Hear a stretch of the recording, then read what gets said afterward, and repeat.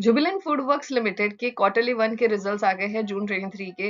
ये कंपनी तो सभी को पता है क्या करती है, तो उसकी रेवेन्यू और प्रॉफिट्स को भी देख लेते हैं कि वो क्या कर रही है उसमें।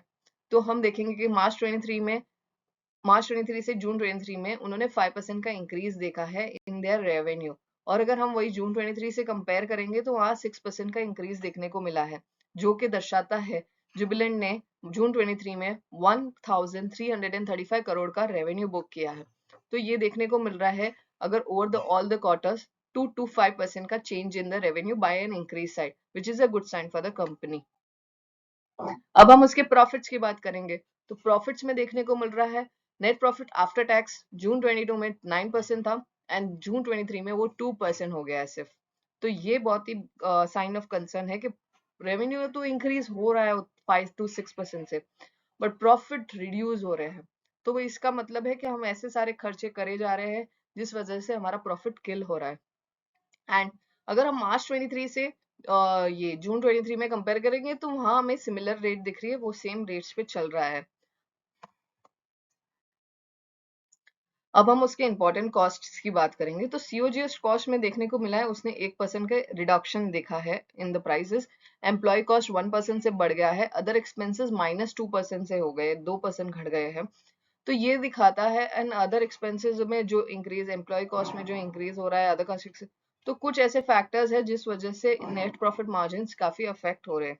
अब अगर हम इबिटा मार्जिन की बात करें, तो इबिटा मार्जिन हम कितना अर्न करते हैं एक इसके ऊपर, तो मार्च 23 में 19.62% था और जून 23 में वो हो गया है 20.67%। तो यहाँ एक स्लाइड इंक्रीज देखने को मिला in terms of margin, which is also good sign. अब हम बात करते हैं कंपनी की इंपॉर्टेंट रेशियोज के बारे में। तो कंपनी का पी है 89.07, इंडस्ट्री का पी है सिर्फ 47.86।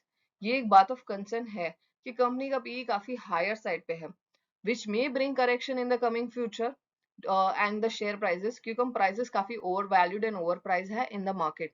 But that also depend upon the other factors like revenue, profits and how the company is able to meet its market expectations of the people. And return on equity हमारा 13.2% है, return on capital employ 29.6% है।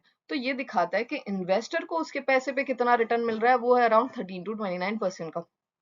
CAGR revenue for 4 years is 12%, CAGR profits for 4 years is 11%। तो ये एक average rate पे CAGR दिख रहा है हमें।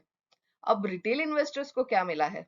रिटेल इन्वेस्टर्स को उनके पॉकेट में मिले हैं 3 months में 3.8% का चेंज, 1 year में -18.5% का चेंज, 2 years में -34.4% का चेंज। ये दिखाता है कि रिटेल इन्वेस्टर्स को जुबिलेंट से काफी ज्यादा कुछ मिला नहीं है।